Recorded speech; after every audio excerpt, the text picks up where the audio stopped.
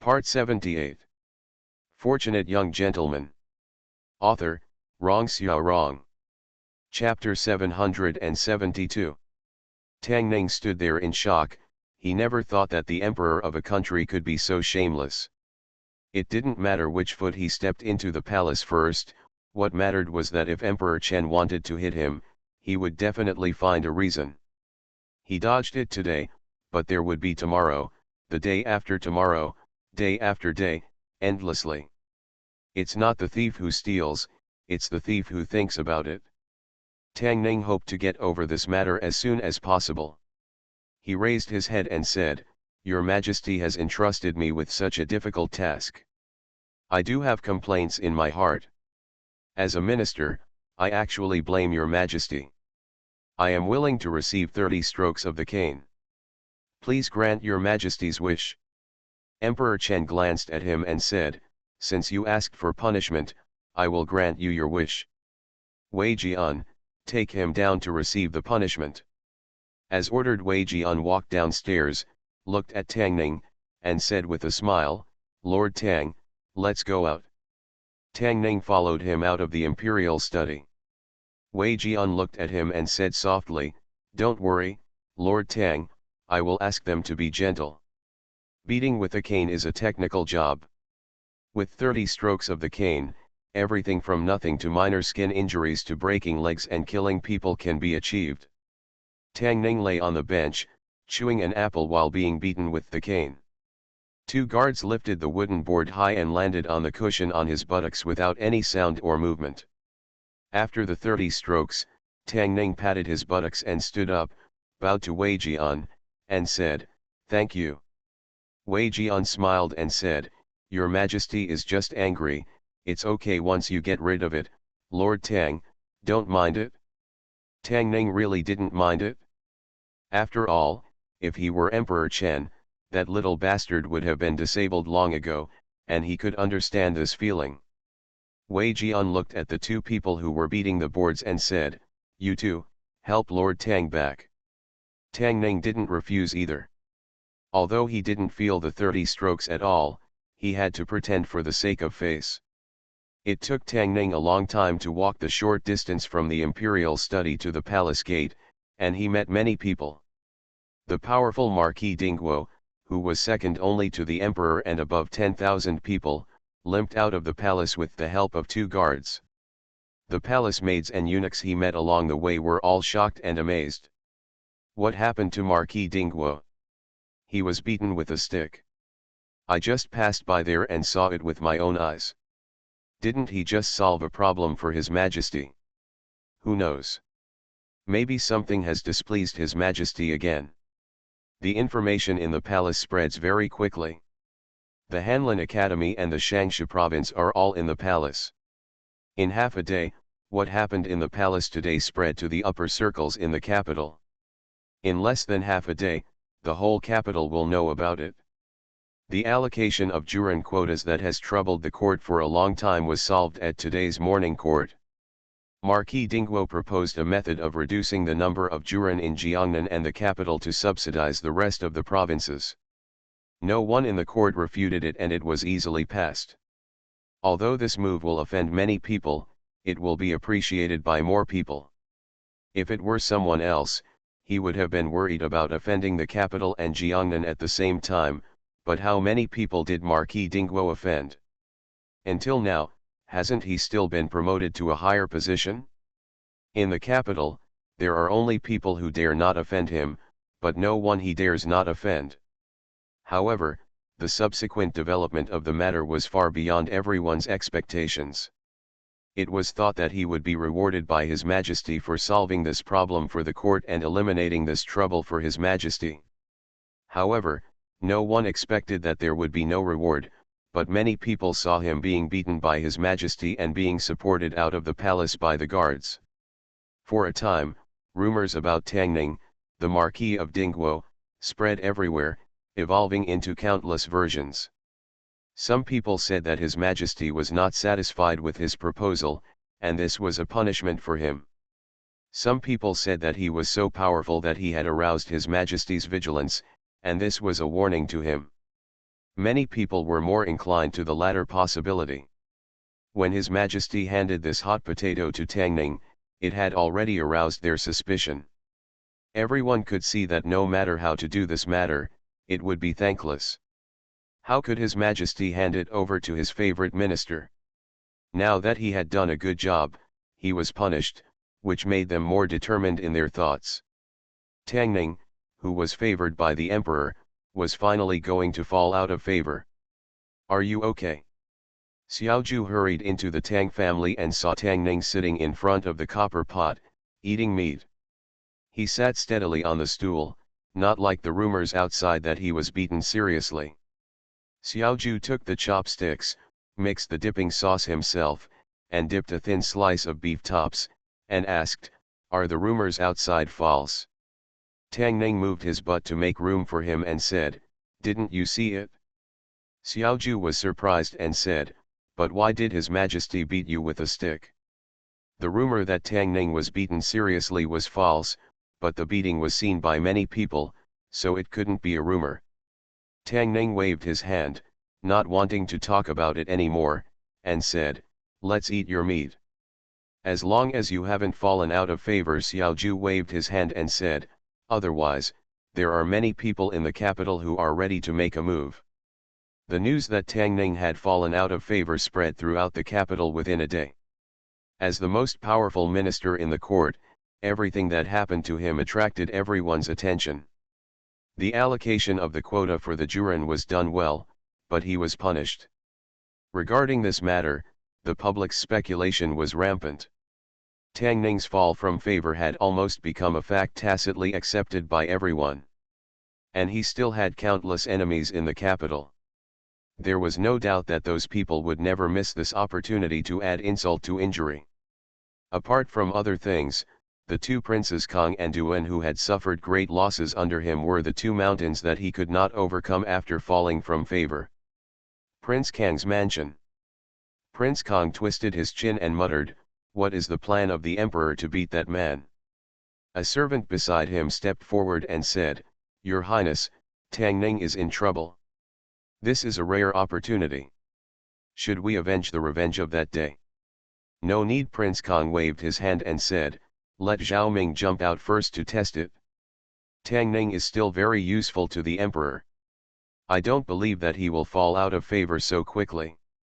The servant was stunned and asked, "Will Prince Duan jump out?" Kang pulled the corner of his mouth and said disdainfully, "If he doesn't, who will?" Prince Duan's mansion. Tang Ning was beaten. Prince Duan was surprised and asked, "When did it happen? Is it true?" "Today," a servant said.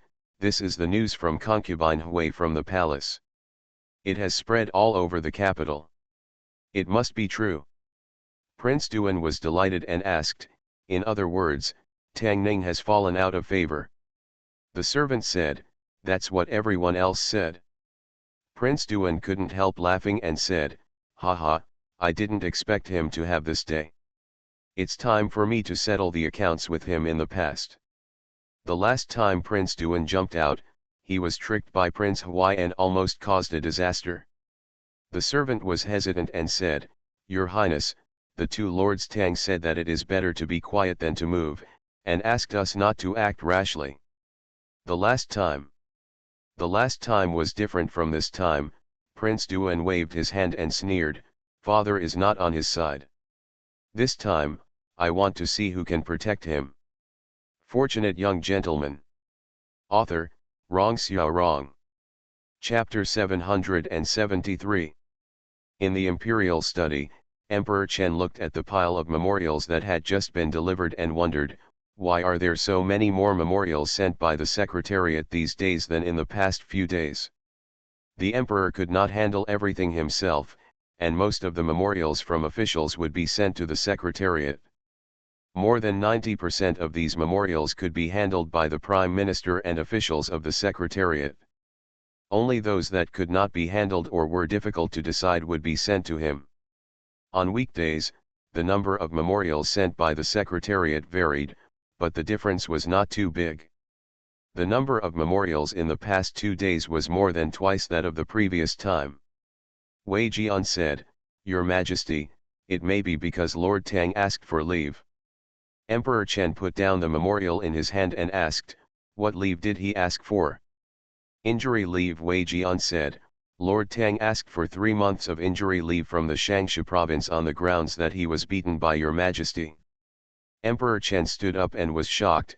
Didn't I tell you to just show some respect, but you really let them hit you hard. Although he wanted to beat Tang Ning with a stick, he was not without measure. If he really hurt him, he, the emperor, would suffer the most. Therefore, he had warned Wei Jian early on that it was better to scare him a little and not really hurt him. When he learned that Tang Ning had asked for 3 months of leave due to injury, he was shocked and angry. Wei Jian said helplessly with a bitter face, Your Majesty, after the 2 guards finished fighting, Lord Tang got up by himself. I guarantee that his injury doesn't even need to be healed for 3 days. Emperor Chen asked, why did he ask for 3 months of sick leave? Wei Jian whispered, then we have to ask Lord Tang. Emperor Chen understood, his expression slightly angry, and said, this bastard is lazy again.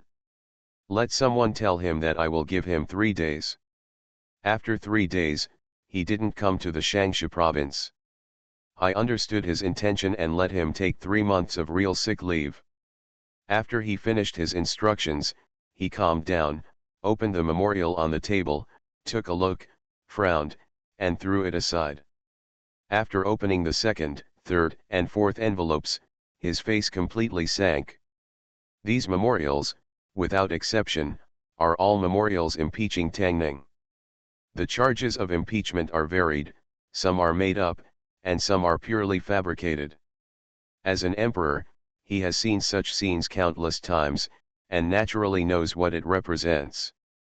He frowned and asked, let's check who was the one who took the lead in impeaching Tang Ning.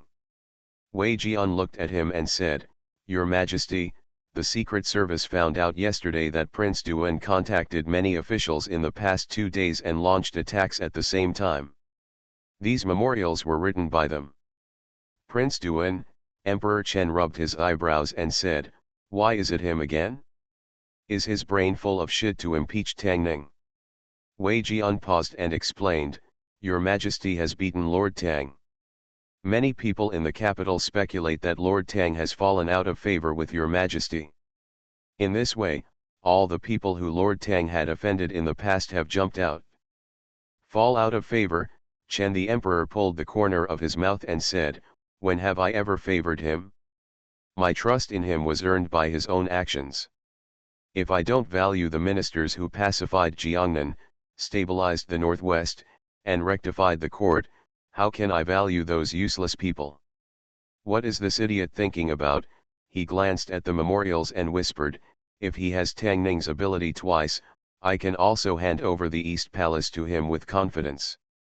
Emperor Chen thought for a moment, looked at Wei Jian again, and said, go and invite Zhangde Xioshi. In the Shangshu province, Tang Ning took sick leave, and Wang Xiang also said he was sick at home these 2 days. The Shangshu province, which was already short of manpower, was even busier. Shangshu Yushin piled several memorials aside and said, send these memorials to Your Majesty later. The Shangshu province dared not deal with these memorials impeaching Tang Ning. Whether Ding Guoho has fallen out of favor has not been determined yet, who dares to offend him? But he ignored it, and there were still countless eyes watching Prince Duan. The Shangshu province simply handed all the memorials to His Majesty. Whoever dug the hole should fill it. Only His Majesty has the ability and qualifications to handle this matter. At this time, in the imperial study, Grand Secretary Zhang bowed to Emperor Chen and said, Your Majesty, this old minister pays homage. Grand Secretary, no need to be polite. Emperor Chen looked at a eunuch and said, give Grand Secretary a seat. Although Grand Secretary Zhang did not participate in court affairs, he was the teacher of 2 generations of emperors and his status in the court was extremely respected. Grand Secretary Zhang looked at Emperor Chen and asked in confusion, I wonder what important matter Your Majesty has summoned me for. Emperor Chen said, to be honest, Grand Secretary, I summoned you this time because I have an important matter to ask you. Grand Secretary Zhang stood up and bowed, Your Majesty, please tell me. Emperor Chen walked into the hall and said straight to the point, I want to entrust Prince Duan to Grand Secretary, please teach him carefully for some time. Grand Secretary Zhang looked at him and asked in surprise, May I ask Your Majesty, why is this? Emperor Chen sighed and said, Grand Secretary has also seen that Prince Duan, as my favorite crown prince, not only does not have the ability of a crown prince, but also does not have the virtue of a crown prince. How can I safely hand over the world to him in the future? When Grand Secretary Zhang heard Emperor Chen admit that Prince Duan was his favorite crown prince, his eyes flashed, but his face did not change at all. The Grand Secretary is my teacher, and also the teacher of all the princes. Emperor Chen looked at him and said, I hope the Grand Secretary can teach him again, so that he can correct all his shortcomings, rebuild his virtues, and become a qualified crown prince. Academician Zhang looked at him, sighed, and bowed, Please forgive me for my incompetence, I am afraid I will let down Your Majesty. Emperor Chen's expression changed slightly and he asked, What does this mean, Grand Scholar? Academician Zhang clasped his fists and said, A state is easy to change, but one's nature is hard to change. Old ministers can teach His Highness Duan Wang knowledge, but they cannot change his temperament or his virtues. After all, His Highness Duan Wang is not as young as His Highness Prince Run, his temperament and thoughts in his mind have matured, and it is difficult for outsiders to change them. Emperor Chen could understand what he meant, sighed, and said, Not even a bachelor. Forgive me for my incompetence. Academician Zhang bowed again and said, In recent days, I have been instructed by His Majesty to teach His Highness Prince Run. The reason why His Highness Prince Run has made such great progress is because he is still young, has a pure heart and is easy to mold. Once he grows up for another 2 years, it will be too late. And at King Duan's age, it is almost impossible for outsiders to change his temperament and virtue. Mentioning Zhao Yuan, Chen Huang nodded and murmured, Yes, Yuaner is a good boy, how is his recent performance? Academician Zhang nodded and said, King Run is diligent and studious, and he never relaxes for a day. Even in his spare time, he only thinks about preparing meals for His Majesty. His filial piety is commendable. If he can teach such a disciple, I will die without him regret.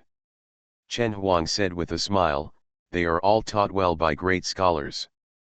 Academician Zhang bowed and said, His Majesty's words and deeds are more useful. The two of them unknowingly changed the topic, from King Duan to King Run. Academician Zhang spoke very highly of Zhao Yuan.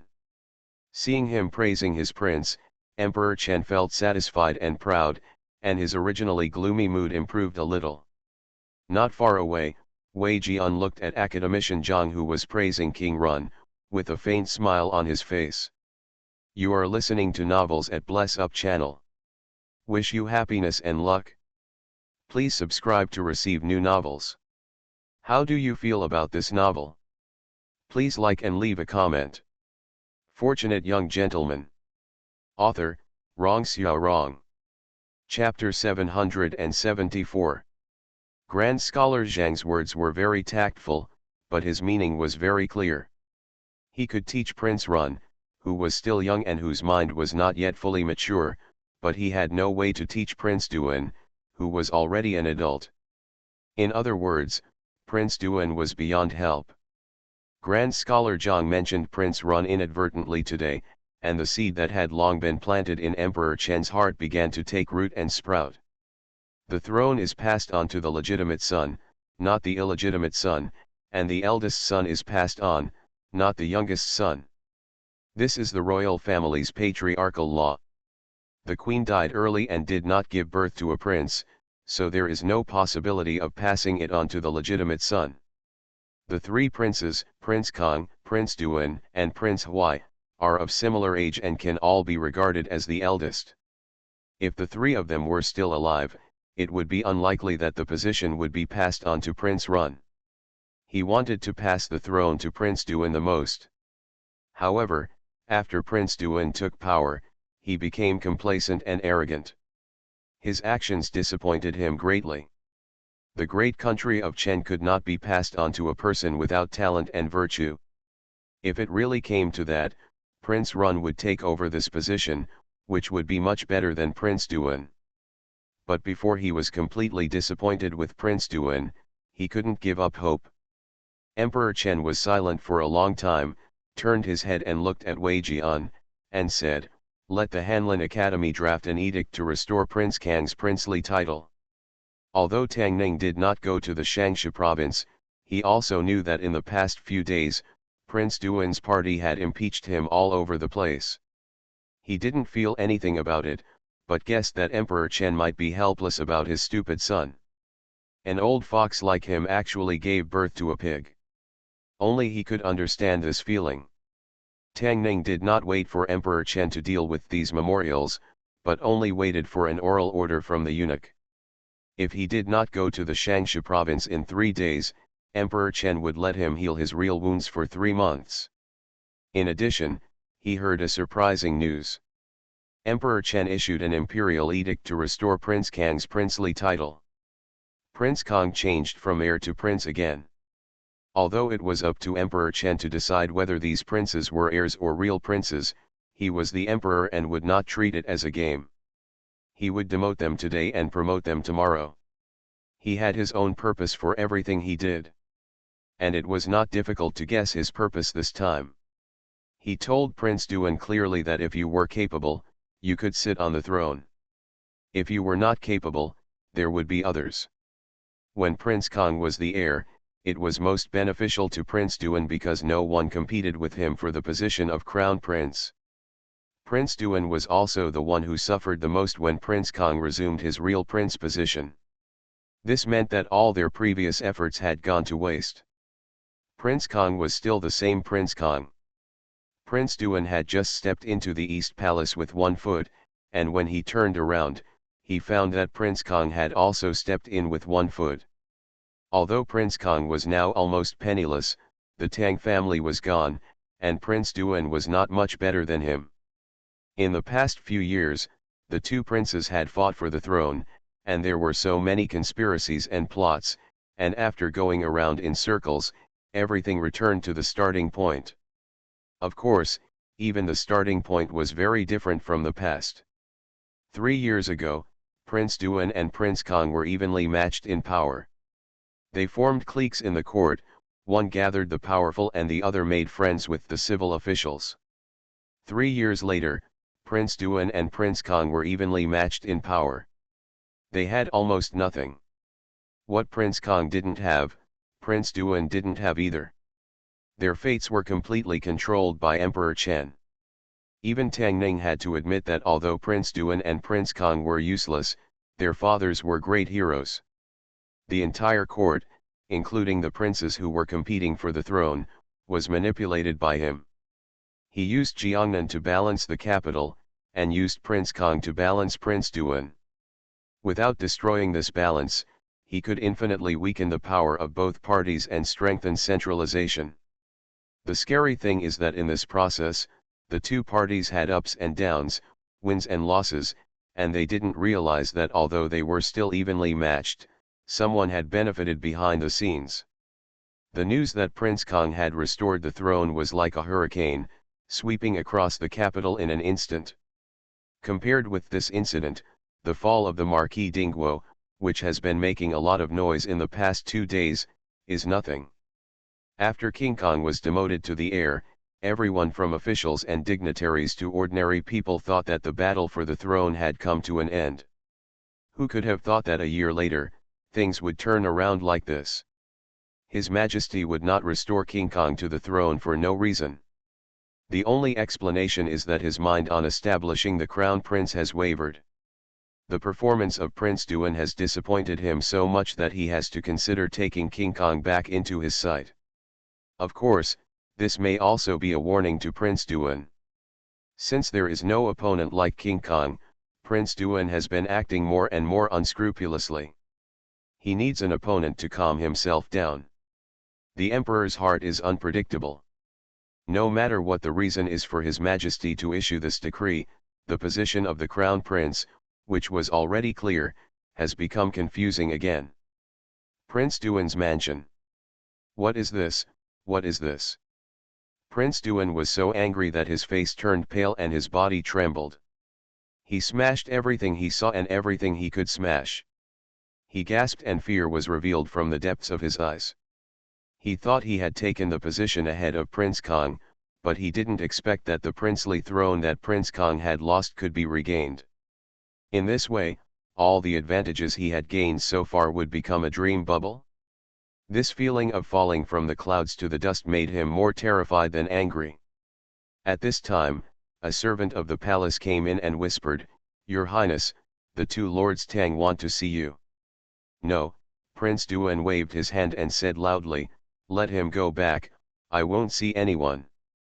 As soon as he finished speaking, Tang Hui strode in from outside and asked, "You don't see anyone, and you don't want the throne anymore?"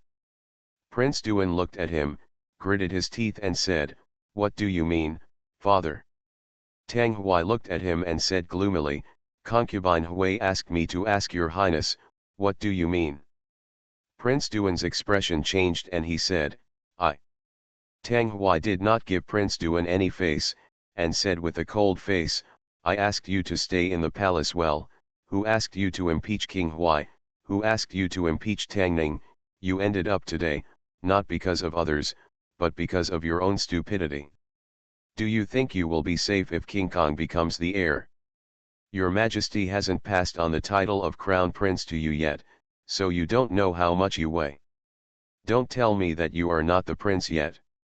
Even if you have already taken the position of prince, His Majesty can take it back at any time. Concubine Hui has done so much for you, and the Tang family has lost so much for you. Because of your stupidity, all our hard work has been in vain." Tang Hui's face was extremely gloomy, and every sound became more severe. King Duan knew that this was what his mother-in-law meant, and his face became even paler. Finally, he became depressed and asked, "What should I do?" "You have to admit when you make mistakes, and you have to stand firm when you are beaten." Tang Zhao stood behind Tang Qi and Tang Hui and interjected, "A fool, as long as he does nothing, others will not see that he is a fool. Don't worry about the court 4 things in class, read more newspapers, and enrich yourself more." "Shut up," Tang Qi glared at him, turned to look at Prince Duan, and said, "Now we can only take one step at a time.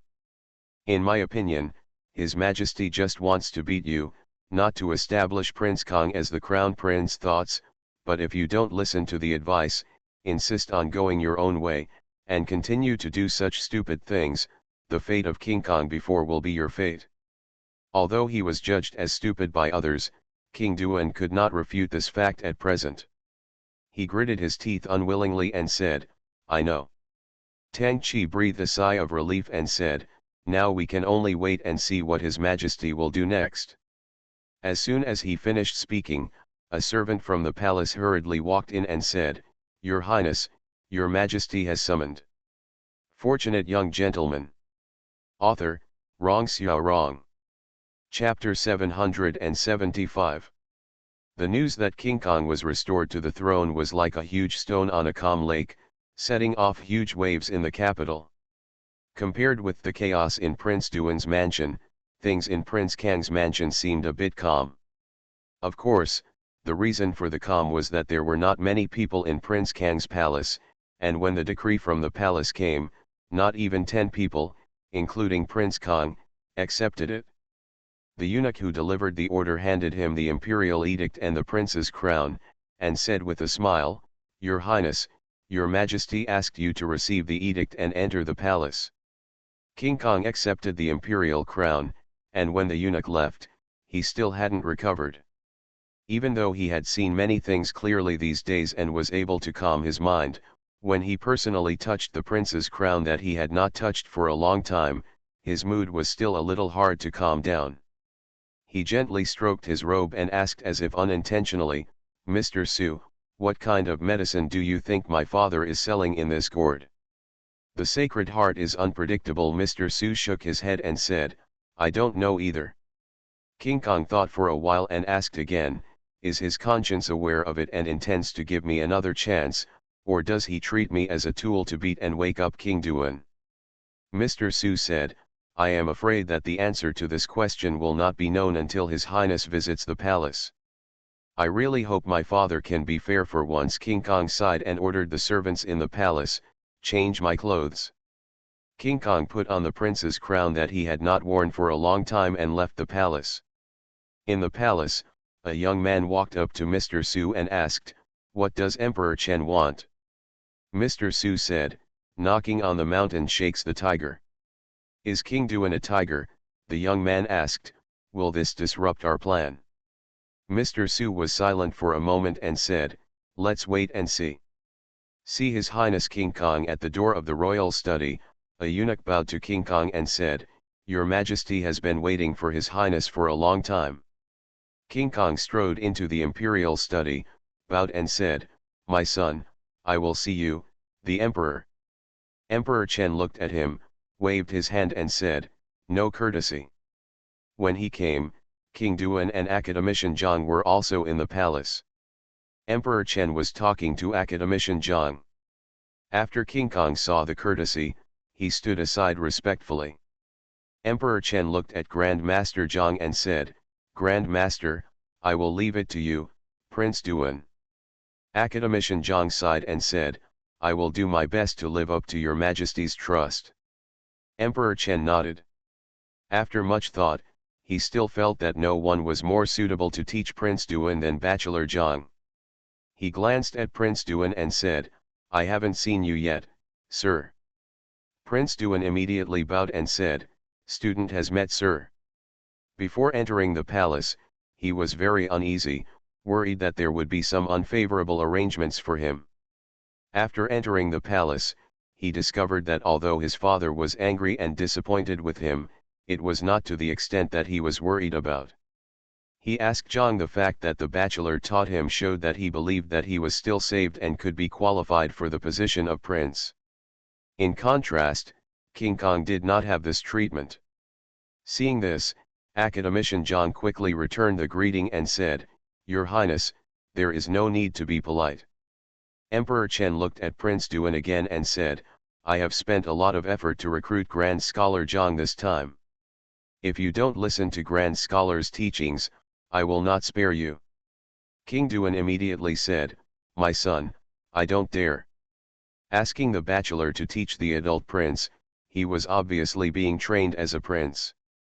King Kong stood in the corner, and the enthusiasm he finally ignited was extinguished by ice water in an instant. The fists in his sleeves clenched and unclenched, but his face remained calm. After studying with the actors for several months, he was able to accurately control his expressions and express emotions such as joy, anger, sorrow, and joy in any mood. Different emotions. After Chen Huang finished admonishing Prince Duan, he looked at Prince Kong and said, although you have made big mistakes in the past, you can correct them. There is no way to be good. I will restore your title this time. I hope you will change your past mistakes and never make them again. Past mistakes. A look of shame appeared on King Kang's face, and he bowed and said, To my father, please forgive me for not being able to accept my father's decision. Emperor Chen frowned and asked, What did you say? King Kong knelt on the ground and said slowly, I know that I have sinned deeply and am no longer worthy of being a prince. If I return to the throne, it will only bring shame to my father and the royal family. I am bold and ask my father to take back my order. Chen Huang stared at him and asked, Are you telling the truth? King Kong stretched out his 5 fingers, pointed at him, and said loudly, I swear, I don't want to be a prince anymore. If this statement is untrue, I will be struck by 5 thunderbolts from the sky, and I will die a good death. Emperor Chen looked at him for a long time, waved his hand and said, Since you insist so much, I will take back my life. Bang, bang, bang. King Kong kowtowed several times and said loudly, Thank you, father. Seeing that there was blood on his forehead, Chen Huang had confirmed that after what happened last time, King Kong had completely given up on fighting for the throne. The son who was once the most competitive, had such a change in his temperament. He felt complicated and unspeakable.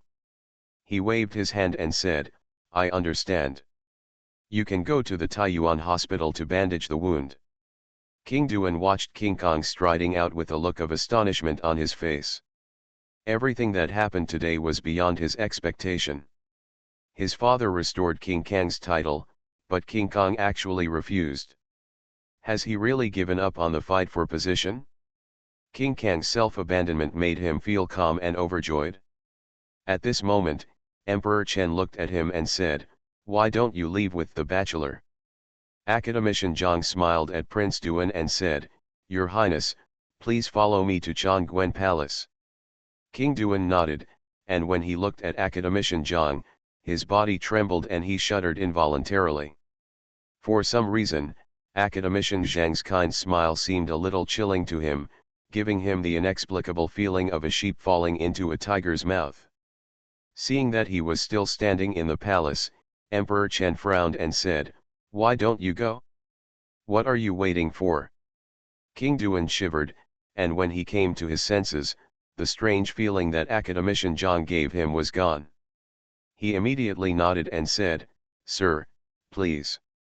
The jaw-dropping topics in the capital today are one after another. His Majesty inexplicably restored King Kang's title. This topic was enough to keep the people talking for 3 months. Does his sudden kindness to King Kong mean that he is dissatisfied with King Duan?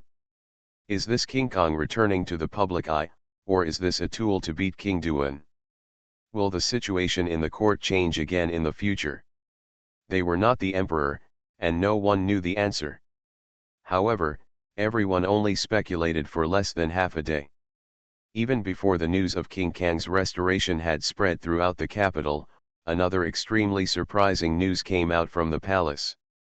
His Majesty wanted to restore King Kang's title, but King Kong refused.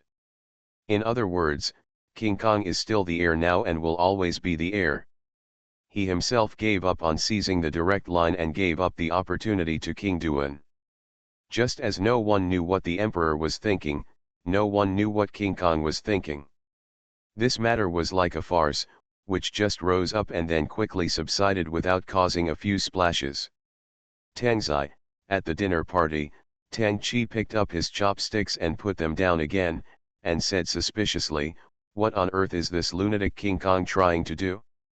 Does he really not want to seize the legitimate son, or is he trying to hide it and deliberately do it?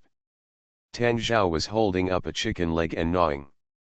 When he saw Tang Chi looking over, he casually wiped the oil on his mouth and said, Don't look at me, I don't know. You said he was crazy. If I knew a lunatic's thoughts make me a lunatic. Tang family. Xiaoju looked at Tang Ning with confusion on his face and asked, Tell me, what was Prince Kong thinking? Why did he reject His Majesty's decree? I can't understand how he cut off his retreat.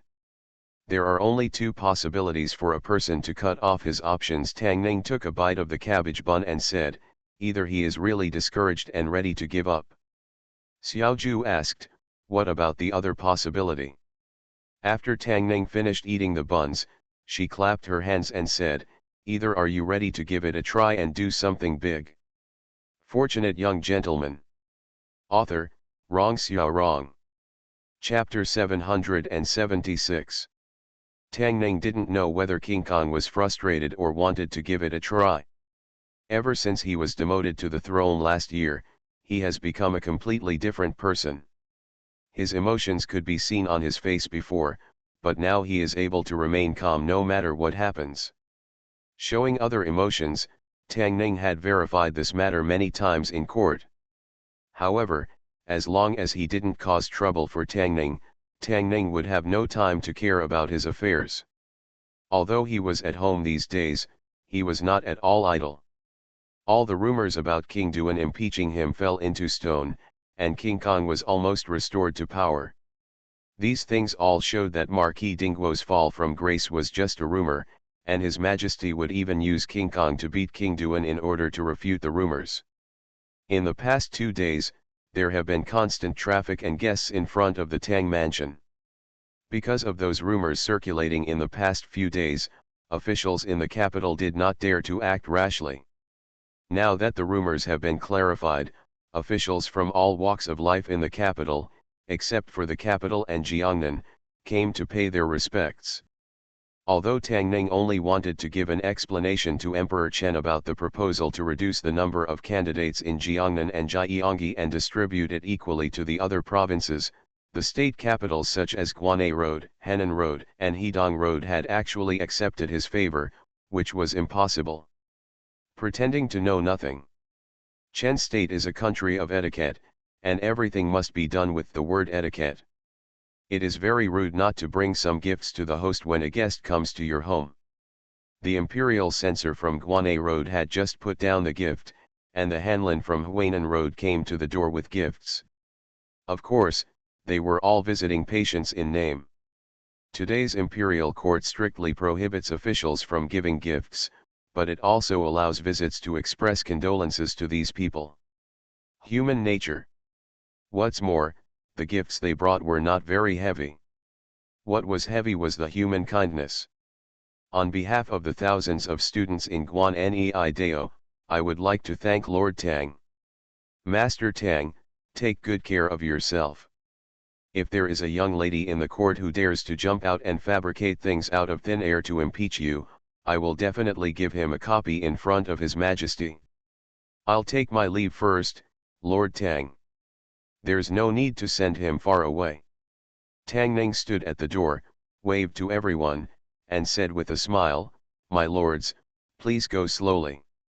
When everyone dispersed, a trace of suspicion appeared on his face, and he said in surprise, "It's normal for officials from other provinces to come and say thank you.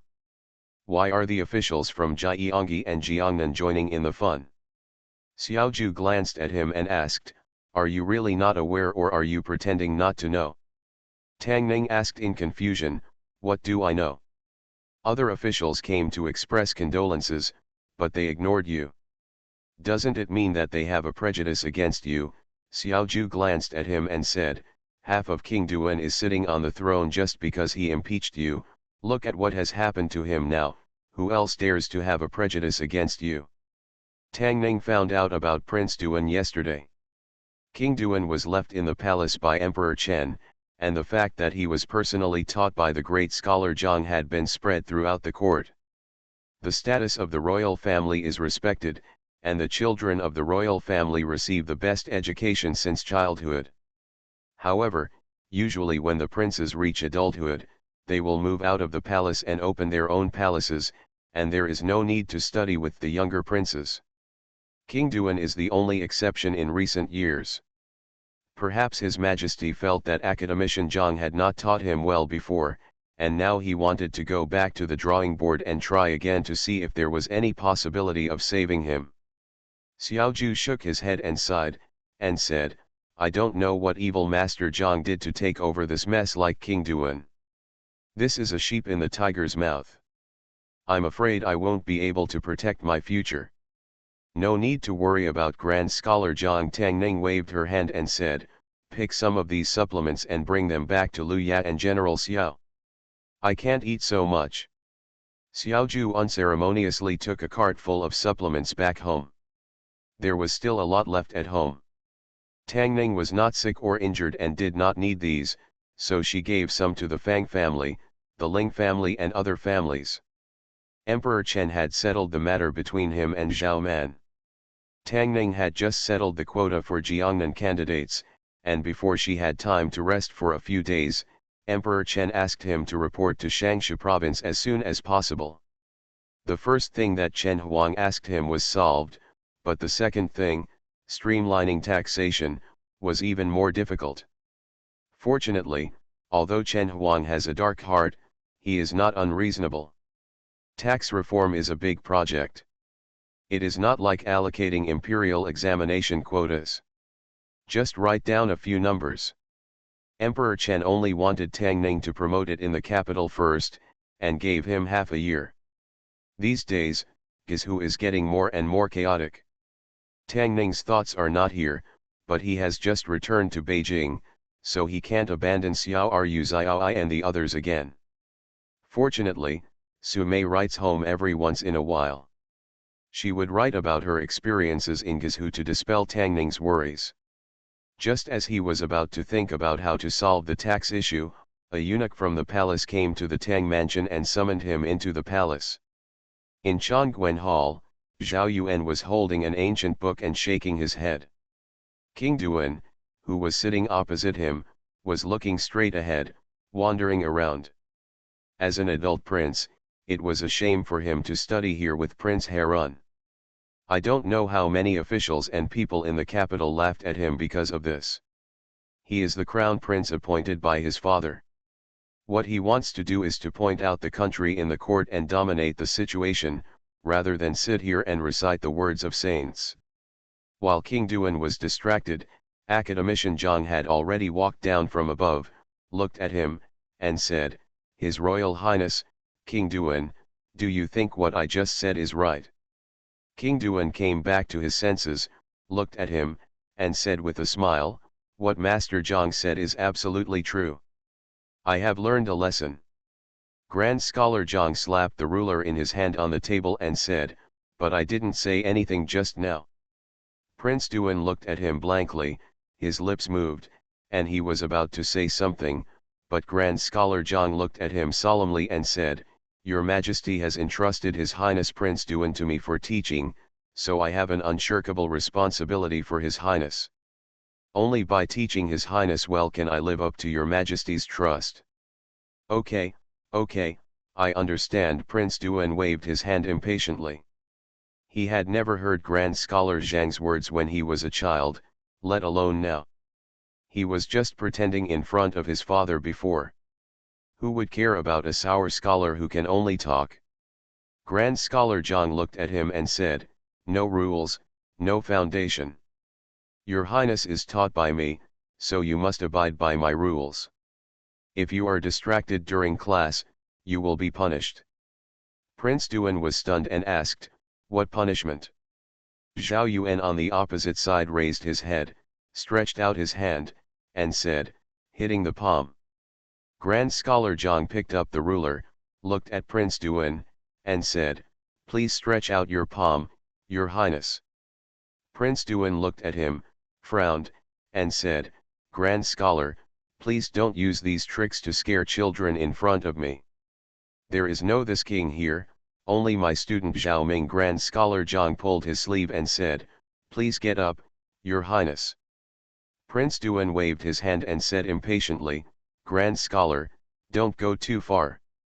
Unexpectedly, when he waved his hand, Grand Scholar Zhang stepped back several steps, and his head accidentally hit the pillar in the hall, and blood immediately flowed. Zhang Dexyoshi held his head, pointed at him, and said, You are disrespecting your teacher and destroying your ancestors, you are disrespecting your teacher and destroying your ancestors." Sir. Zhao Yuan dropped his book and ran over. Seeing that Zhang Dexyoshi's forehead was bleeding, he looked at Prince Duan in reproach, ran out in a hurry, and shouted, "Come here, call the imperial physician, call the imperial physician." Inside the palace, Prince Duan sat there in a daze, muttering, "I really didn't use any strength." You are listening to Novels at Bless Up channel. Wish you happiness and luck. Please subscribe to receive new novels. How do you feel about this novel? Please like and leave a comment. Fortunate Young Gentleman. Author, Rong Xiao Rong.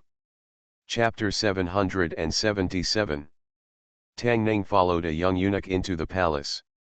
Before he even got close to the imperial study, he heard a series of shrill screams. The screams sounded very creepy. From the sound, one could tell that someone was suffering great physical pain. Tang Ning walked through a door and saw someone being pressed on a bench in the square in front of him, being caned. The court cane was raised high and then fell heavily. This time, the two guards beat him with a stick, and the beating was obviously very heavy, which was not comparable to Tang Ning's situation that day. The person being pressed on the bench looked like Prince Duan from a distance, and looked like Prince Duan from a close distance. When he walked up to him, he saw that it was indeed Prince Duan. Prince Duan was being beaten while screaming, and Emperor Chen stood aside with a dark face.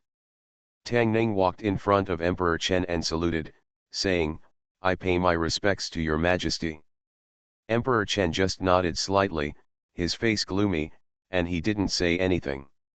Tang Ning stood aside tactfully, secretly observing the situation around him. Emperor Chen was very angry. Prince Duan was being punished. It was obvious that he had done something that Emperor Chen could not forgive.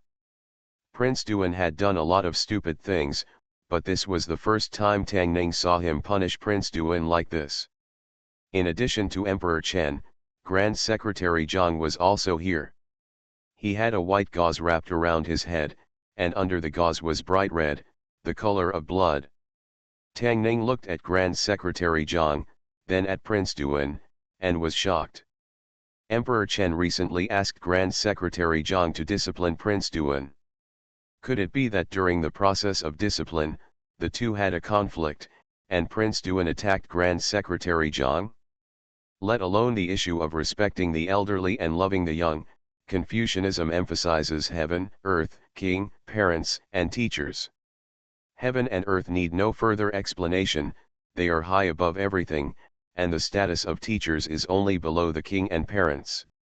Born in this era, we should have the correct values of respecting heaven and earth, being filial to parents, being loyal to the emperor and patriotic, respecting teachers and valuing education. People who are disrespectful to heaven and earth, disloyal to the emperor, unfilial to parents, heretic, despising teachers and destroying ancestors, such people will be despised by all people. The status of Emperor Chen is high enough. In Chen state, except for God, no one is higher than him. But when Zhang Dixioshi hit his head with a cane, he could order the guards to take him down, but he could not fight back himself. It is natural for teachers to punish students. If students beat teachers, it is despising teachers and destroying ancestors, which is treason. This is the rule of this era. It is true that the waves behind push the waves ahead, and the students are better than the masters. Prince Duan did what even Emperor Chen dared not do. Tang Ning admired him from the bottom of his heart. Grand Secretary Zhang looked pale and bloodless. He looked at Emperor Chen, bowed to the ground, and said in a trembling voice, "Your Majesty, I have failed your Majesty's trust. Please forgive me for my incompetence. Grand Secretary, I apologize to you on behalf of this rebellious son." Emperor Chen kicked Prince Duan and said, "Rebellious son, why don't you apologize to the Grand Secretary?" The court stick was still falling, and Prince Duan said bitterly, "Grand Secretary, I didn't mean it, I really didn't mean it. Forget it." Grand Secretary Zhang glanced at him and sighed, "It's because I am weak. Your Majesty, let them stop, because I have made your Highness suffer, and I am really embarrassed." "That's what he deserves." Emperor Chen glanced at Prince Duan and waved his hand and said, "Take him away." Prince Duan was carried away by two guards. Tang Ning noticed that the attendant standing behind Emperor Chen was holding a pen and writing something on the book in his hand. He took a closer look and saw a line of words written on it. On the 3rd day of the 10th month in the 3rd year of Ding Yuan, Prince Duan Xiaoming beat his teacher and the emperor beat him with a stick. The position of the recorder neither participated in the government nor interfered in the inner court. The only duty was to record the words and deeds of the emperor, no matter big or small, good or bad deeds, all of which were recorded for the use of future generations to compile history. The recorder's small notebook recorded who the Emperor Chen met every day, what he said, and what he did. It may also record which concubine he favored, when, how many times, and how long each time. Tang Ning had never seen the records of daily life, so he didn't know what was written on it. It was possible that the Emperor Chen didn't know either. According to the rules, The emperor could not view or modify the content of the records of daily life. Because the content on it was to be left to future generations, it might be infamous for thousands of years, so the emperor was actually very afraid that the recorder would write something bad on it. It was okay if he met an enlightened monarch, but if he met a foolish and tyrannical monarch, this position would have to be replaced every now and then. Seeing someone peeping, the attendant hurriedly closed the book and stood aside vigilantly. Tang Ning curled his lips. He was just curious about new things. He had no interest in the fact that Emperor Chen visited concubine Shu until Yinchi last night. After beating Prince Duan, Grand Secretary Zhang was specially approved to go home to recuperate, which means that Prince Run would not have to go to class for the time being. When Prince Run learned the news, he couldn't help but cover his mouth and laugh when he helped Grand Secretary Zhang leave. After dealing with this matter, Tang Ning and Emperor Chen came to the imperial study. Emperor Chen summoned him this time for tax reform. The tax system of the state of Chen was complicated and varied. It was extremely difficult to collect, and it was also the easiest for people to tamper with it. Since the founding of the state of Chen, the tax system has been revised several times, but they were all repairs on details. In the big context, there are still huge historical problems. The court has realized that this tax law is not only laborious and costly to collect, but also makes the people miserable, and it is also easy for local officials and gentry to tamper with it. What Tang Ning wants to do is actually to cancel those illegal taxes and merge the remaining parts into one big tax. In this way, the taxes that the people have to pay will be reduced, and it will be much easier for the court to collect taxes. The amount will also increase, which can be said to be the best of all three, but only harms the interests of the gentry and powerful people who profit from it. This was another offending thing, but this time Tang Ning wasn't the only one to be offended. Emperor Chen asked him and King Huai to jointly take charge of the matter, and they would discuss the details themselves. He only wanted the results. After Chen Huang finished his instructions, he looked at Tang Ning and asked, "Do you have any ideas about this matter?" Tang Ning shook her head and said, "No." Chen Huang glared at him and said, "If not, why don't you go back and think about what you are dazzling in front of me?" Chen Huang is a person who comes and goes when others call him. He can be said to be a model of burning bridges across rivers and killing donkeys. Tang Ning accepted his character in her heart and reminded him that her daughter was in her hands, so Tang Ning no longer cared about these things. When he was about to reach the palace gate, he saw a figure walking slowly in front of him. The gate of the palace is not open. After entering the palace gate, there are narrow passages on both sides. This was built to prevent rebels from attacking from the outside. If there are rebels who break into the palace, they will immediately become the prey of the imperial army. Target. Academician Zhang was walking by the wall, with several palace maids walking in a hurry with their heads lowered in front of them. In the palace, most of the ordinary palace maids and eunuchs walked with their heads down. This deep palace is no less than a dragon's pond and a tiger's den. If you see something you shouldn't see or hear something you shouldn't hear, after a few days, they will be found in a dry well or pond in the palace. Academician Zhang walked slowly and lightly. A few people didn't seem to notice.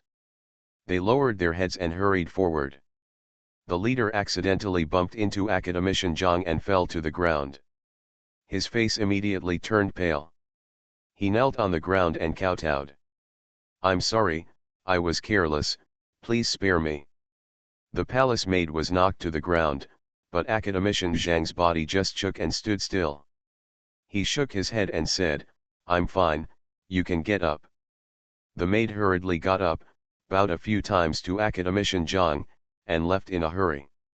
Tang Ning watched this scene from a distance, with a strange look on her face. Although Bachelor Zhang is old, he obviously exercises regularly and his lower body is extremely stable. The collision just now would have made even an ordinary person take at least 2 steps back, but his body just swayed. Such a strong body, nothing like the weak body he claimed to have just now. The strange thing is that the palace maid didn't knock him down even though she bumped into him in a hurry. However, she was pushed lightly by King Duan with one hand and hit the wall, breaking her head. Ginger is still spicy when old. Tang Ning sighed softly. He should have known that if he lived to this age and could still be as stable as a mountain in the court, even if he was called a clear stream, how could he be a kind person? Fortunate young gentleman. Author, Rong Xiao Rong. Chapter 778. In one day, the news that King Duan had beaten academician Zhang spread like wildfire in the capital. Scholars from Zhang University were all over the world, and they were highly respected dignitaries in Beijing. They had been taught by him when they were young. Many officials from poor families had submitted to him before taking the imperial examination. He is not only the husband of Chen Huang and Prince Duan, but also the husband of many important people in Beijing. King Duan's beating of Sir was something that was despised by everyone, but to beat such a powerful figure, it only stirred up a hornet's nest. For a time, officials from the capital and central government jointly submitted a memorial, and the students and scholars were filled with indignation and demanded that His Majesty severely punish him without mercy. This is also the reason why Chen Huang was so harsh on Prince Duan yesterday. He beat up his mentor. This matter cannot be washed away no matter how hard it is, and it cannot be washed away at all. In order to settle the matter, King Duan prepared generous gifts. With his buttocks smashed, he was helped to the door to apologize. Although this calmed the situation slightly, it still could not undo the mistakes he had committed. A talentless emperor can become a qualified monarch with the help of capable ministers and lofty ideals in the court. An unscrupulous emperor who deceives his teachers and destroys his ancestors can only bring trouble to the people and harm the government. From this aspect, King Duan is not even as good as King Kong. While King Duan continued to set new limits, he also lost the patience of the courtiers and the people towards him. After this incident, there were already calls among the people to dethrone Prince Duan. Anyone with a discerning eye can see that among the three princes, King Huai is the most capable and has the best conduct. If the emperor can pass the throne to King Huai, wouldn't it be much better than King Duan and King Kong? Of course, this idea of the common people is unrealistic in the eyes of the real superiors. Although His Majesty alone decides who will take the throne, it cannot be passed on to anyone casually. King Kong and King Duan have status and background, and they respectively represent the interests of some people in the capital. Queen Huai is from a civilian background. He has no power behind him. The power in his hands was given by His Majesty. When will His Majesty take it back? He had nothing left. The handover of the throne is actually a transfer or exchange of interests.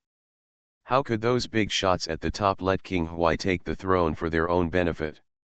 There is no huge interest group behind it, and even Emperor Chen will not consider passing the throne to him. This invisible rule has not changed since ancient times. If King Huai had made friends with powerful officials over the years and tied them to the same boat as himself, he might still be qualified to compete with King Kong and King Duan, but if you think about it carefully, if King Huai really did this, he would not has been able to survive until today. Perhaps it was eliminated long ago by the joint efforts of King Kong and King Tuan. King Huai couldn't get this throne if he didn't fight for it, and he couldn't get it if he fought for it. He had no choice but to rebel. Even King Run, who has not yet grown up, is more likely than him. Now His Majesty is actually facing a very embarrassing situation when considering the matter of the crown prince. As the eldest son, King Kong was disheartened and refused to accept the throne, and gave up the fight for the throne. King Huai's status was low. He would be a prince at most in his life and was not among the candidates. King Duan has neither talent nor virtue. If you pass the throne to him, the country that your Majesty has managed for decades may be ruined in a short period of time. When the time comes, your Majesty may jump out of the imperial mausoleum in anger. Even if he doesn't jump, there's no guarantee that invaders from the grassland or the western region won't dig. Thinking about it carefully, if His Majesty is in good health and can live for a few more years, passing the throne to King Run would seem to be a better choice. Prince Run's mother-in-law comes from the Fang family, which is one of the first-class families in the capital with numerous nepotisms. She is nobler than Prince Huai in terms of status, smarter than Prince Kong in terms of brains, and in terms of filial piety. Who in Beijing doesn't know that Prince Run is not very old? Filial piety is commendable. Academician Zhang praised King Run more than once for his intelligence and studiousness. The fact that he cooked soup for His Majesty every day was often reported in newspapers. After thinking about it carefully, 14-year-old King Run is already not too young. With His Majesty's physical condition, it is not a problem to live for another 5 years. By then, wouldn't it be just right to pass the throne to King Run? When the three kings and the second king fought for the throne, no one would consider the existence of King Run. However, now that King Kong gave up and King Duan could not help him, King Run, who was hiding in the corner and was inconspicuous, finally began to come to people. Imperial Palace, Imperial Study Room. Zhao Yuan blinked, looked at Emperor Chen, and asked, "Father, does it taste good?" Chen Huang looked at him, and the clouds in his heart because of King Duan gradually dissipated, and said with a smile, "It tastes good.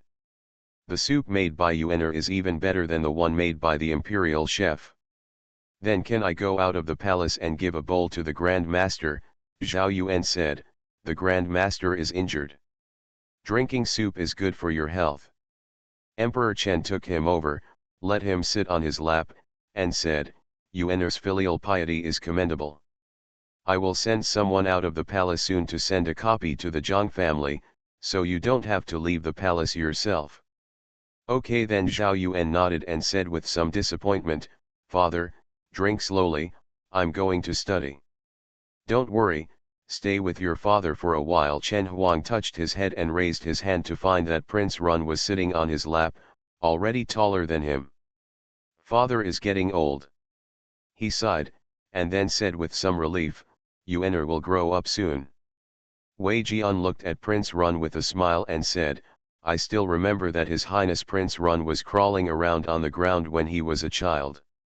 He grew so big in a blink of an eye. In 2 years, he will really grow up." "Yes, my Yuaner is about to grow up." Wei Jian's words made Chen Huang fall into deep thought, with a light in his eyes. At a certain moment, he looked at King Run and asked, "Has Yuaner thought about it? But, one day, I will sit in my father's seat." Zhao Yuan asked doubtfully, "I sit in the seat of the father, where does the father sit?" Chen Huang said, "Father is tired and wants to take a rest, but before he takes a rest, he needs to find someone who can help him. Is Yuaner willing to help him?" Zhao Yuan said without hesitation, "Yes." Chen Huang said, "But that will be very tiring." Zhao Yuan still said without hesitation, "As long as I can help my father, I am willing no matter how tired I am." Chen Huangxiao asked, "What if I can't leave the palace to play with my sister Wang's sister Zhang's sister?" Zhao Yuan frowned, thought for a moment, and asked, "Then can I take them into the palace?" Chen Huang looked at him and said, "As long as you want. It doesn't matter whether we pick them up or not." Zhao Yuan wiped his saliva, smiled, and said, "The main thing is that I can help my father." Zhang Mansion. Academician Zhang has countless disciples in Beijing. He has been injured in the past few days, and the Zhang family is constantly visited by guests every day. A carriage slowly stopped in front of Zhang's house. When 2 officials who were about to enter saw the people getting off the carriage, they immediately bowed and said, "I have met the Prime Minister." Wang Xiang nodded slightly and walked slowly towards Zhang Mansion. Although Wang Xiang and Grand Scholar Zhang were political enemies, there was no deep hatred. It was normal for him to come to visit when Grand Scholar Zhang was injured. In the room, everyone saw the king come in. After bowing, they left one after another. Prime Minister Wang and Archmaester Zhang were at war with each other as soon as they spoke. If the two of them quarreled in a while, it would be wrong for them to help anyone. Wang Xiang looked at Academician Zhang on the hospital bed and asked, "How is it?" Academician Zhang glanced at him and said, "I can't die." Wang Xiang said, "You are in much better health than me. If you start fighting, Prince Duan may not be your opponent. How could you be beaten by him?" "What I can do has been done." Academician Zhang did not answer. He looked at him and said, "Next, it's your turn." Fortunate Young Gentleman. Author, Rong Xiao Rong. Chapter 779. What Bachelor Zhang said was incomprehensible. Anyone else might have been confused. But Wang Xiang's expression did not change.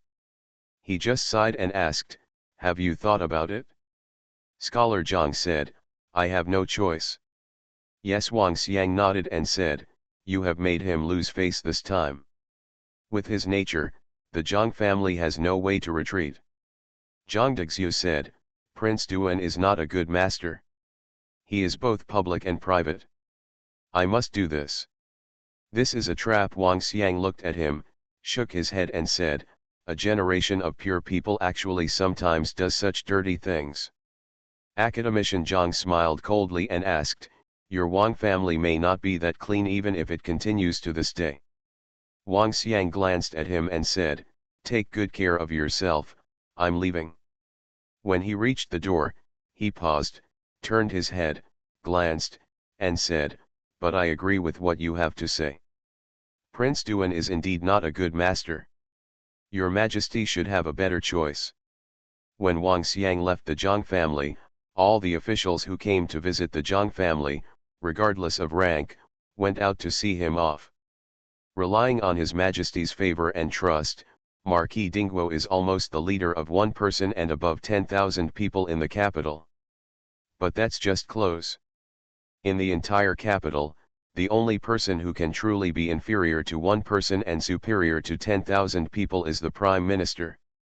He was the left Prime Minister and the only Prime Minister. If he waved his hand, a storm would arise in the capital. If he stamped his feet, an earthquake would occur in the court. Tang Ning has been writing the charter for trade between Chengguo and the grassland in the past few days.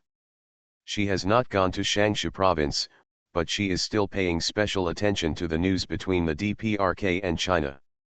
One thing caught his attention. King Duan's beating of Academician Zhang caused a great commotion in the capital a few days ago, but because Emperor Chen did not protect him, King Duan acknowledged his mistake promptly and handled it properly, and the matter was quickly settled.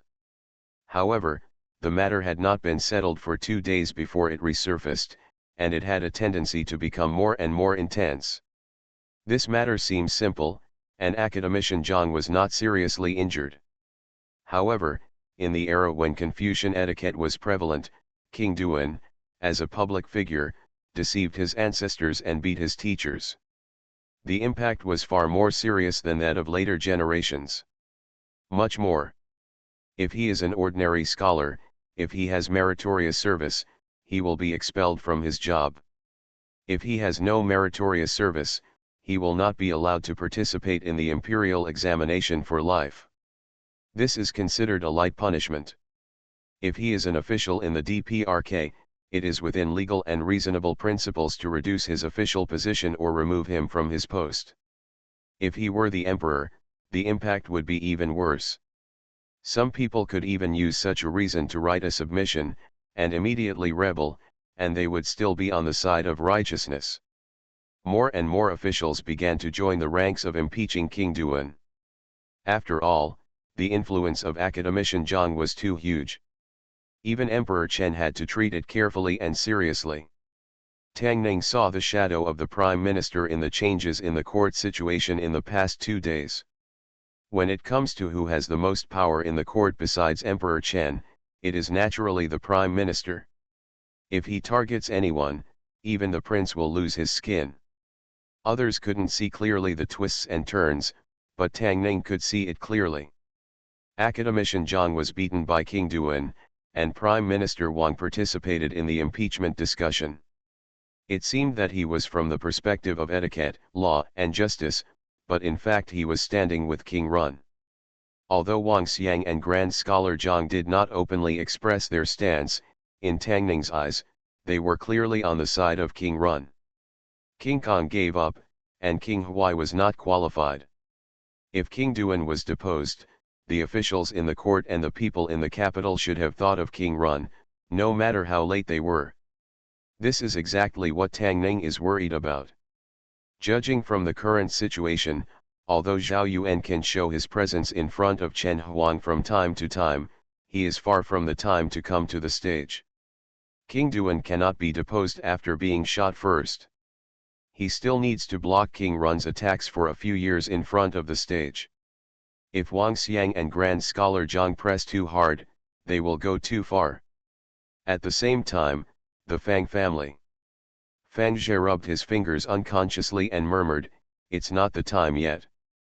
Fang Hong looked worried and said, "What should we do? Do we need to remind the Prime Minister?" "No need." Fang Zhe waved his hand and said, "Let's see. Before the matter becomes clear, the Fang family should not have any contact with Prime Minister Wang and Academician Zhang, and there is no need to contact them. They know what to do better than us." In the morning. In the past few days, there have been heated discussions in the court about Prince Duan, and even Emperor Chen could not suppress it. Emperor Chen looked at the officials below and asked, "Prince Duan disrespected Mr. Zhang and beat Academician Zhang. Many officials petitioned me to depose Prince Duan from the throne. What do you think?" Many officials lowered their heads and said nothing. King Kong has been deposed. If King Duan is also deposed, who will your majesty find to inherit the throne? This matter is too sensitive. Who dares to speak first? No one in the court responded. Emperor Chen glanced around, and finally looked at the Prime Minister, asking, "What do you think, Prime Minister?" The Prime Minister cupped his hands, stepped forward, and said, "Your Majesty, young people are impulsive and sometimes do things a little extreme. Although King Duan should not have done anything to the great scholar, he was punished as he deserved. If he is deposed again, is the position of Prince a bit heavy?" After he finished speaking, he looked at Academician Zhang and asked, "What do you think, Academician Zhang?" Academician Zhang stepped forward and said, "Your Majesty, I have an old skeleton. If it causes chaos in the royal family, I will be responsible for it even if I die. I agree with what the king said. I hope your Majesty will think twice." Prime Minister Wang and Grand Secretary Zhang both disagreed with deposing Prince Duan, and all officials understood. The royal family was already in chaos. If Prince Duan got into trouble again, it would be a mess that could not be cleaned up. If this matter continued, it would only embarrass His Majesty. However, the image of Prince Duan who disregarded etiquette and betrayed his teacher and ancestors had been deeply imprinted in their hearts and could not be erased. When His Majesty officially appointed the Crown Prince in the future, for the continuation of the Kingdom of Chen and for the stability of the court, today's scene would probably be repeated. Emperor Chen did not answer, but looked at Tang Ning and asked, "What do you think, Marquis Dingguo?" Tang Ning admitted that he still underestimated the two old foxes, Prime Minister Wang and Grand Secretary Zhang. They stirred up such a big storm in the court, but finally fell lightly. Prince Duan seemed to have no loss, but his image had left a deep imprint in the hearts of all officials and even Emperor Chen, and also planted a huge root of disaster for him in the future. But at this moment, and for some time to come, he will not leave the stage, and will stand in front of people, fulfill his brother's responsibility, and protect Prince Run from wind and rain. He looked up at Emperor Chen and bowed his hands and said, "I think that Prime Minister Wang and Grand Secretary Zhang are right." Emperor Chen looked at Prince Huai, and Prince Huai bowed and said, "Your son seconded the motion." Ministry of Revenue Assistant Minister Fang Zhe stood up and bowed his hands and said, "Your son seconded the motion." Your son seconded the motion. With the leadership of these important officials in the court, all officials expressed their opinions, and Emperor Chen did not continue to pursue the matter of Prince Duan and announced his withdrawal from the court. This matter seems to be a heavy responsibility, but from now on, when they think of Prince Duan again, they will think of a dandy who has no talent and no morals, beats teachers and disregards etiquette. How can such a dandy become the emperor of a country? After the court was dismissed, all officials left the court in an orderly manner. When Tang Ning walked out of the hall, he looked back and saw Zhang Dixuoxi and Wang Xiang walking side by side. A few steps behind them were the brothers Fang Zhe and Fang Hong. In the crowd, several eyes met in mid-air, and then they smiled at each other. You are listening to Novels at Bless Up channel. Wish you happiness and luck. Please subscribe to receive new novels. How do you feel about this novel? Please like and leave a comment. Fortunate Young Gentleman. Author, Rong Xiao Rong. Chapter 780. After going to court, Emperor Chen returned to the imperial study as usual. As an emperor, he is more tired than any minister in the court. Emperor Chen did not review the memorial today. He was sitting in his seat with a calm expression but a very deep look in his eyes. He didn't know what he was thinking. This time the courtiers denounced King Duan with an unprecedented intensity. Although he was finally suppressed, it was undeniable that he was shaken in his heart. It is unethical to pass down the throne to the young and not to the elders. I don't know how the history books will write about him. But if the throne is really passed on to King Duan, the country he has worked hard to manage all his life may be destroyed in his hands. This was something he couldn't tolerate even more, and to this day, he had to seriously consider this issue. And when he thought about it carefully, he realized that in terms of wisdom, character, background, no matter what, King Run was better than King Duan. The only difference between them is their age. The solution to this problem is both difficult and simple. In the case of the same prince, it is not easy to pass the throne to King Duan and pass it to King Run. But as long as King Duan becomes King Run like King Kong and is inferior to King Run in terms of status, everything will fall into place. I don't know when this idea came into his mind. But at that time, this idea was just a small seed.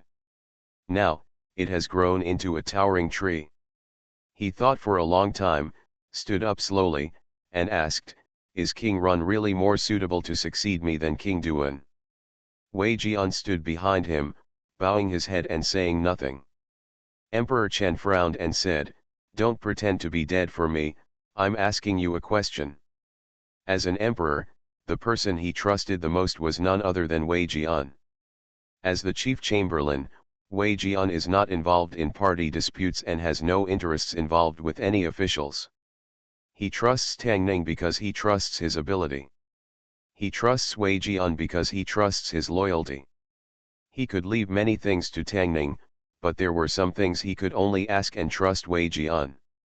After being reprimanded by Emperor Chen, Wei Jian sighed and said, returning to your majesty, is His Royal Highness King Run more suitable than His Royal Highness Duan Wang? I don't know, but I know that all civil and military officials are afraid of being opposite to His Highness Duan Wang. I am completely disappointed. If His Majesty wants to pass the throne to His Royal Highness Duan Wang in the future, he may encounter a lot of resistance. Chen Huang said in a deep voice, under the overturned nest, there are intact eggs. They are also afraid that the country of Chen will be destroyed in someone's hands. Wei Jian stood quietly behind him and did not answer any more words. I was originally worried that after Prince Duan came to power, he would have irreconcilable conflicts with Tang Ning. Now it seems that we don't have to worry. Chen Huang was silent for a long time and said, go and ask for Grand Scholar Zhang to come. Academician Zhang, who was giving a lecture to King Run in the Changguan Hall, was summoned to the imperial study. He bowed and said, I have seen your majesty. Chen Huang stood up and asked, is the Grand Scholar's injury better? Do you want to go home to recuperate for a few more days? Academician Zhang cupped his hands and said, thank you for your concern, your majesty. The old minister's injury is just a superficial wound. It has long been out of the way.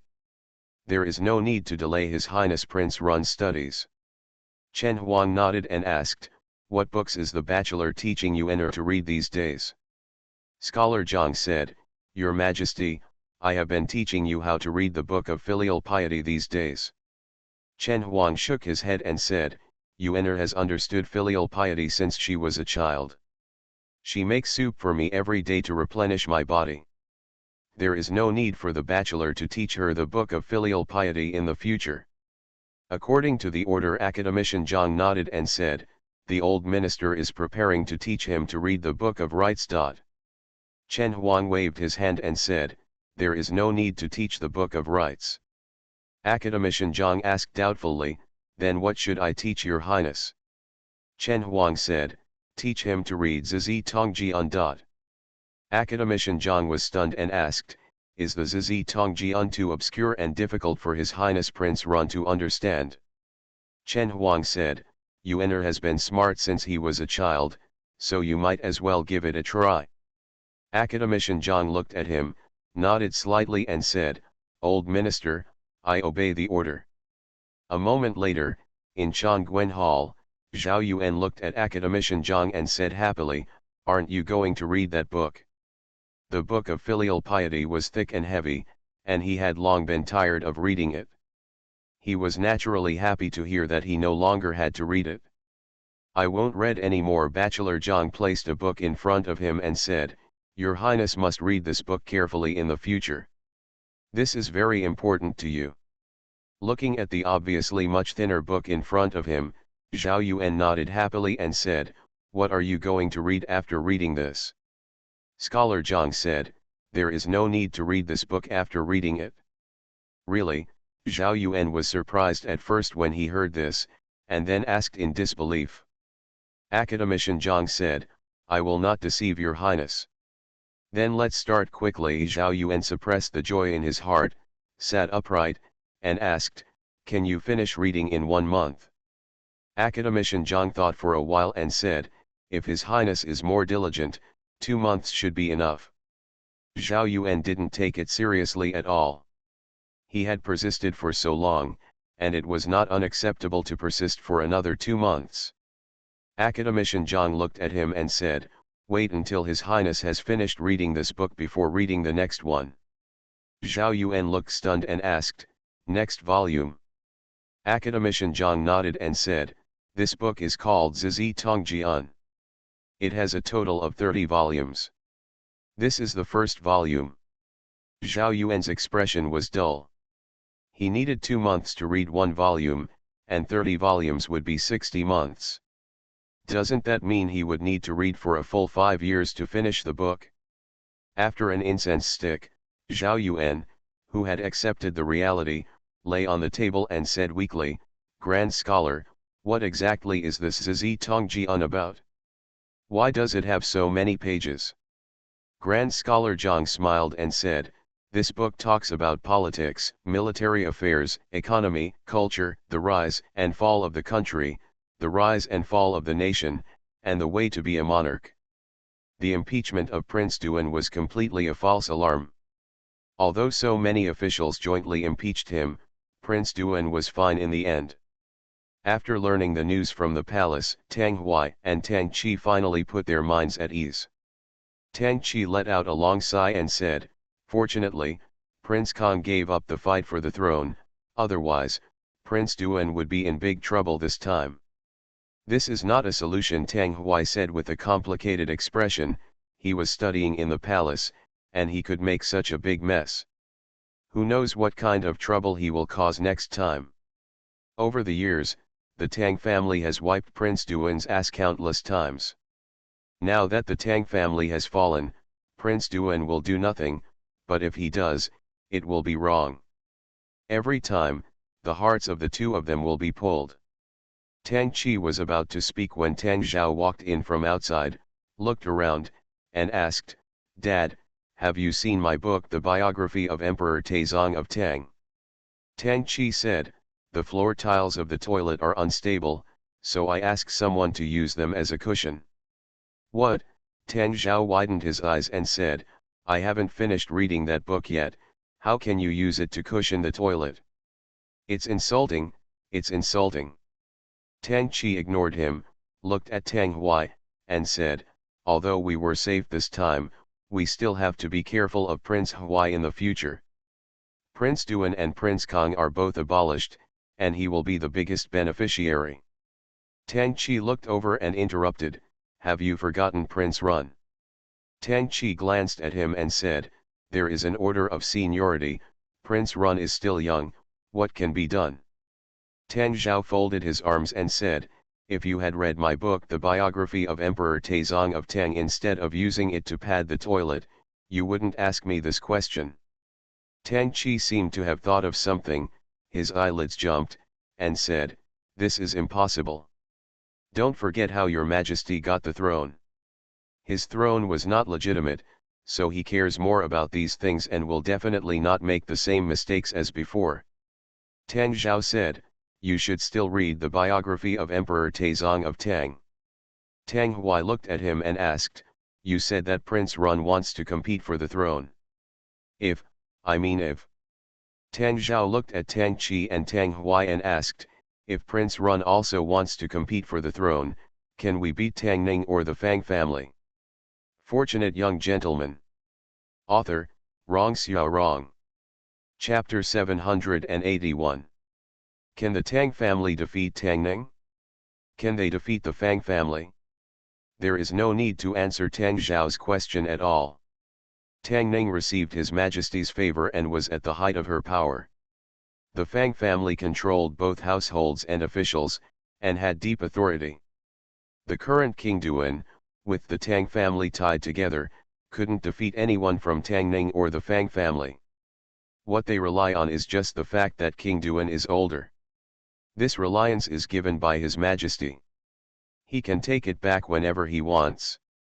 At that time, the Tang family and Prince Duan will be thrown into the 18th level of hell and will never be able to stand up again. History is always similar. Tang Zhao sighed and said, Cousin Duan Wang has done all the stupid things and tested the bottom line of His Majesty and the courtiers again and again. I really thought that your Majesty had no other successor except him. Isn't it? History books are full of stories about snipe and clam fighting, and the fishermen benefiting from it. What's wrong with this one or two? Tang Qi swallowed a mouthful of saliva and said, the elders and the younger are in order. Don't talk about the order of elders and younger ones. Tang Zhao waved his hand and said, if the order of elders and younger ones is an unchangeable rule, the person sitting on the dragon throne today should not be His Majesty. He looked at Tang Qi and Tang Hui and asked, and haven't you noticed that this time Duan Wang's cousin was attacked by the ministers? The matter had calmed down, but overnight, it intensified, and it was obviously controlled by others. Who in the court can control so many officials at the same time? I'm afraid even Tang Ning is not that capable. Prince Prime Minister. Tang Qi murmured, is it possible that the Prime Minister is dissatisfied with Prince Duan? No, this is impossible. He even spoke for Prince Duan in the court today. So what? Tang Zhao glanced at him and said, it's obviously not the time for King Run to step in front of people, so why should he come out and be a living target? Tang Hui gritted his teeth and said, so they made Prince Duan a living target. Not necessarily, this is just my guess. Tang Zhao shook his head and said, the Prime Minister doesn't have enough motivation to help King Run. He has no friendship with the Fang family. Unless he doesn't want to ruin the country after King Duan succeeds to the throne, I guess most of the officials in the court think so. When the time comes, even if His Majesty wants to pass the throne to him, the ministers will not agree. The country of Chen does not belong to the Zhao family, but to everyone. Thinking of the intensity with which the ministers impeached King Duan this time, their faces began to turn pale. Tang Zhao breathed a long sigh of relief and said regretfully, actually, it's a pity for us. Even if it is a pig, sitting in the position of cousin Duan Wang, eating and sleeping every day, his throne will not be able to escape, but as for him, he refuses to stay in the pen and insists on going out to harm others. Now the whole capital knows that he is a pig. He is not only stupid, but also bad. Officials can allow a pig to be the emperor, but they are not allowed to let the pig be fine. Not only did they collapse the pigsty, they also collapsed their houses. Tang Zhao's metaphor was very rude, but as Duan Wang's uncle and having dealt with him for so many years, Tang Hui and Tang Qi knew that what he said was absolutely right. But even if he is a stupid pig and a bad pig, he is still the hope for the Tang family to stand up again. If King Duan falls, the Tang family will never stand up again. However, the facts are disappointing. The Fang family and Tang Ning are undoubtedly two mountain peaks for the current Tang family and Prince Duan. They are scary to look at, let alone climb them. Tang Qi took 2 steps back and sat down slowly on the chair, unable to look around. Is this the end of the Tang family and Prince Duan? Tang Zhao shook his head and said, that's not necessarily the case. Tang Qi looked at him suddenly and said, if you have anything to say, tell me quickly. Tang Zayadao, first of all, cousin Duan Wang must realize that he is a pig, just eat and sleep, and don't do anything else. I will tell concubine Hui and ask her to warn Prince Duan personally. Tang Qi glanced at him and said, why don't you tell me your plan soon? The method is very simple. Tang Zhao glanced at him and said, if someone wants King Run to take the throne, they don't push King Run to the throne now because the time is not there. They are waiting for 5 or 8 years. When His Majesty becomes ill and King Run grows up, if the throne is not passed to him, then will it be passed to a pig? Tang Qi said in a deep voice, let's get to the point. Don't be impatient, you can't eat hot tofu in an impatient way. Tang Zhao glanced at him and said, they want to wait until King Run grows up and can stand alone before pushing him out, but if they only have 2 years, a year, years, or even shorter. Tang Qi said angrily, what on earth do you mean? Tang Zhao looked at him and said, the sky is unpredictable, and people are prone to misfortune and fortune. If your Majesty's health fails within 2 years or 1 year, will King Run still be able to wait? It's all nonsense, Tang Qi said, how can we be sure about this kind of thing? Will His Majesty's body listen to us? Well. Tang Zhao smiled mysteriously at him and said, you know. Tang Qi's expression was startled. After he came to his senses, he said angrily, beast, what are you talking about? You are so courageous. Someone, drag him out and beat him 20 times. You are trying to burn bridges across the river. Tang Zhao subconsciously ran outside. Halfway through, he seemed to remember something, stopped, looked at Tang Qi, and said, Dad, you thought this was the Tang family before, all the guards in the house have long since fled. Boom. Tang Qi took the teacup on the table and threw it out. When the teacup flew out, Tang Zhao had already stepped out of the door. When Tang Qi and Tang Hui were the only 2 people left in the room, they looked at each other and saw some kind of light in each other's eyes. That is the light of hope. After Prince Duan beat up Grand Secretary Zhang, he was caned by His Majesty and recuperated at home. He could not show up before and after the impeachment incident. Fortunately, the impeachment incident did not have any impact on him. After all, he was a prince, and Grand Secretary Zhang did not dare to offend him too much. When he pleaded with His Majesty, Prince Duan's position was preserved. In this matter, the most regrettable one is Prince Hui. Although his status is not as good as Prince Kong and Prince Duan, if both princes are deposed, he who is not affected will be infinitely close to that position. In fact, after this incident, Prince Duan's status, which was not high in the hearts of the people, plummeted again. Coupled with Prince Kang's self-abandonment, Prince Huai's figure suddenly became taller in the hearts of the people. Putting aside the identity of his mother as a commoner, putting aside the fact that he is alone and has not made friends with any interest groups, Prince Huai's ability and character are above Prince Kong and Prince Duan, and it is not impossible that he will laugh to the end. After this incident, some people's eyes finally fell on King Huai. Late at night, in the study room of King Huai's mansion, a servant put several invitations on the table and said, "Your Highness, those people have sent invitations again." King Huai didn't even look at them, picked up several invitations and shook them on the candle, and then threw them into the brazier. The servant looked at the invitations sent by several dignitaries in the capital burning in the brazier, a trace of pity appeared on his face, and he slowly retreated. Now King Kong is decadent and King Duan has lost the hearts of the people. These people showed goodwill to King Huai, just to bet on him and help him win the throne. Unfortunately, their intentions turned into a ball of flames and soon burned out. His Highness seemed to have no idea about this position. In the study room, after the flames went out, King Huai picked up the pen and wrote a word on the paper with a calm expression. A word Fang.